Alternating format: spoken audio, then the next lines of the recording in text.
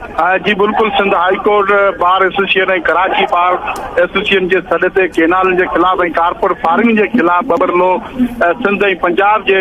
दंग ते एलाइयल एहतिजाजी धरणे वक़्तु निकितल कराची खां काफ़िलो हिन वक़्तु सिंधी तारीख़ी शहर ठटे पइजी वियो आहे। जॾहिं त मुख़्तलिफ़ जेके सियासी समाजी तंज़ीमूं आहिनि, ख़ासि तौर ते डिस्ट्रिक्ट बार एसोसिएशन पारां इस्तक़बाली मकली ते कैंप कई वई है, जिते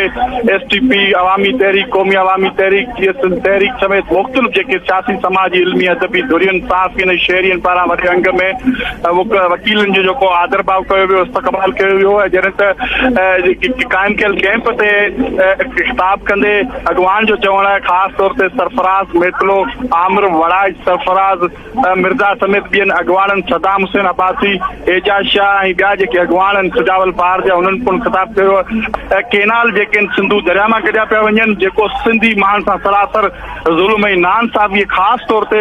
जेके कोस्टल बेल्ट उन में पाणी जो शदीद बहरान आहे, जंहिं सबबु सिंधवासी हिन वक़्तु थियण जे पाणीअ लाइ परेशान बणियल आहिनि। पर ख़ासि तौर ते पंजाब ऐं वफ़ाक़ पारां जेके तकरारी केनाल कढिया पिया वञनि, जंहिंजे ख़िलाफ़ सॼी सिंध सरापा एहतिजाज बणियल आहे। पर वकीलनि पारां हींअर जेको एहतिजाजी काल ॾिनी वई आहे, जंहिंमें पिणु सुभाणे खां बबरलो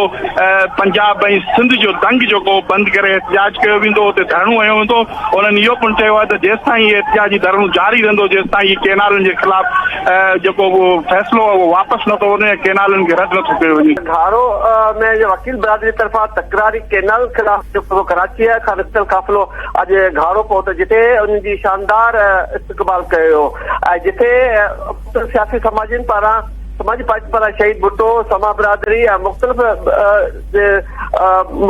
सब सियासी इस्तक़बाल कयो आहे।